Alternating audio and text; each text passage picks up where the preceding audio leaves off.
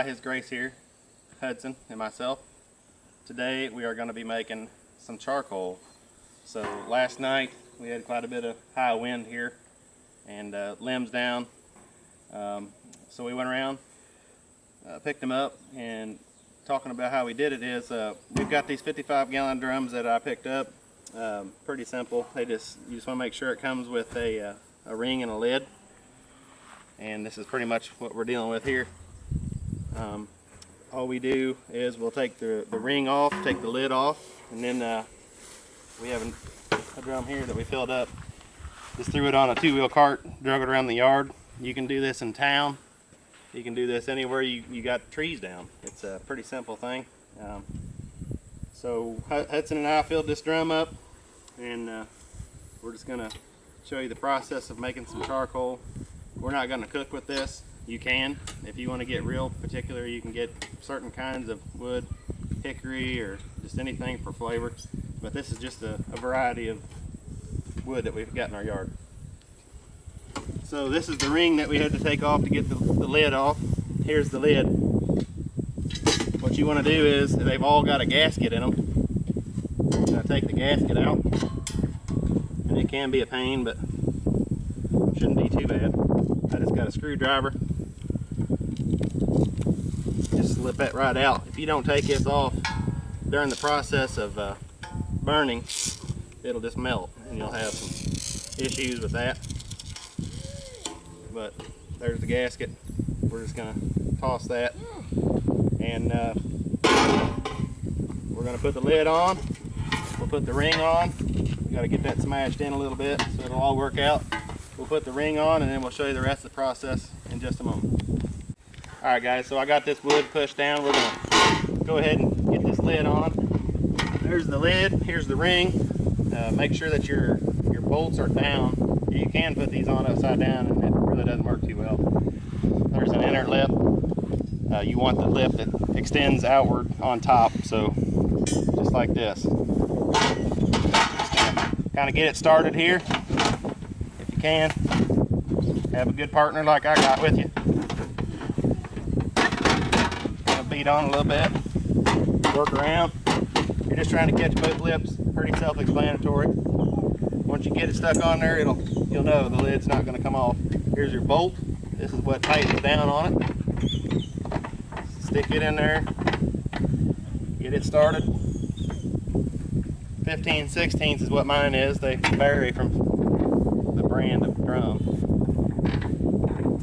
Righty-tighty. Hudson's going to tighten this one. And you just want to get the ring on there good and tight. And then we'll pop this cap out. We'll leave real close. We're going to start our fire. We'll take you down there and show you the process of getting it going. Set the drum in there and move on. Alright, so we're going to take this top bung out, and that is just so that the gases in this drum, when we're burning, can escape. We don't want any oxygen to get into this drum because we're trying to create charcoal. So by letting them escape from this top, that'll help us get the gases and such out of this drum that we need. Okay. Can I try? Just a pair of pliers.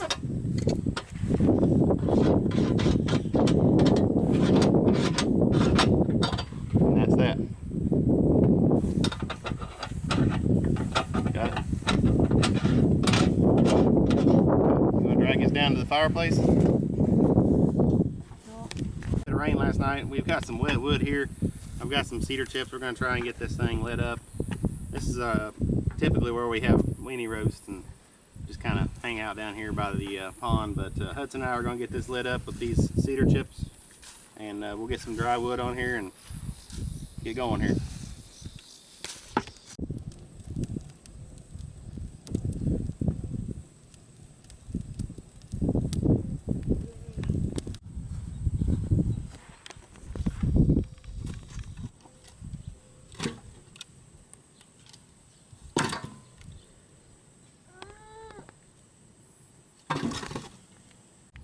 Okay guys, we've got a pretty good fire here in the center. I've just added some more wood to it. Try to keep the whole thing pretty well built up, because what we're going to do is we're going to be taking, again, we're going to take this cap off. We're going to make sure that this is facing, we're going to lay this drum down just like this with the cap up. And that is, again, so your gases can vent from this drum. As the wood burns, it heats up the wood in here and it depletes the oxygen in the drum. I'm going to lay some T-posts across there and put the drum on there and just kind of let the thing go. Right now we're trying to get this fire real good and hot. I'm thinking 3 to 4 hours. It's been a few years since I've done it. We'll also be adding wood as the process and time goes on. So, be back in a minute. Okay, so I've got these posts. That's all I've got right now. They'll probably warp pretty bad due to the heat. I've got a pretty good fire. I'm going to go ahead and throw this drum on there. We're going to make sure that the bung hole is up.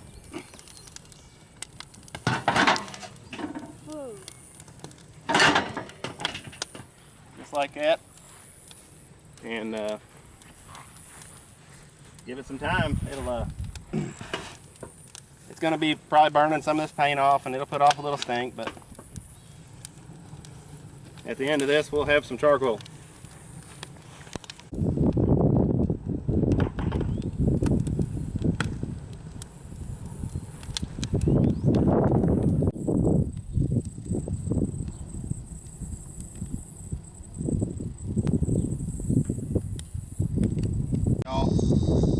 I had to build up the wood here a little bit. Heat on this drum, so as you can see, we've got it kind of built up from the side. Also, we've got white smoke now. You can see a little bit of sap and some other liquids right here. That means that we're getting rid of the gases and any liquids in that wood inside, and that's exactly what we want.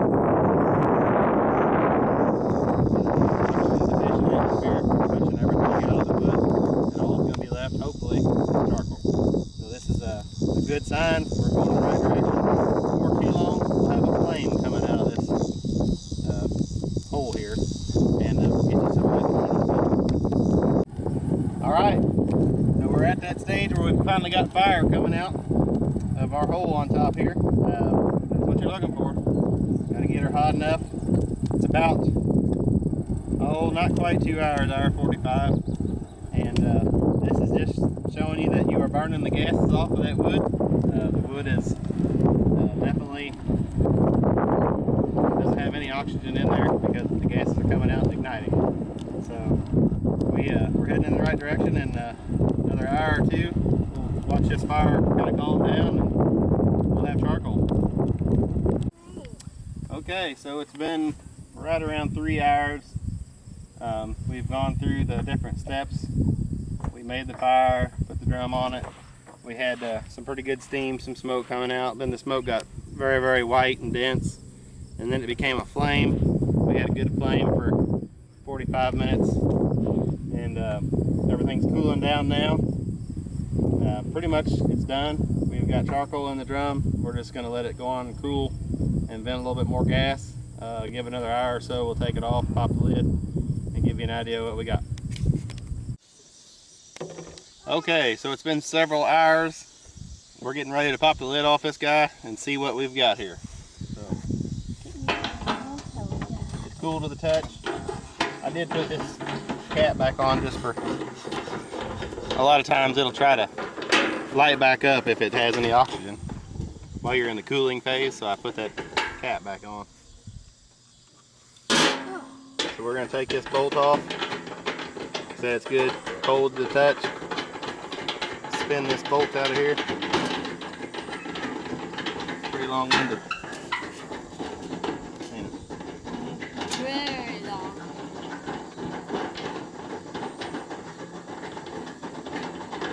Okay, Hudson's going to take the ring off. Get that ring off. You pull that one, I'll pull this one.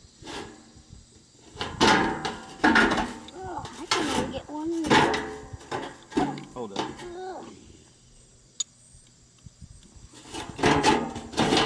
Alright, here's the ring. And ta-da! We've got full-fledged charcoal here, people. Just snaps in your hand. About a quarter of a drum. Now that'll burn like nobody's business.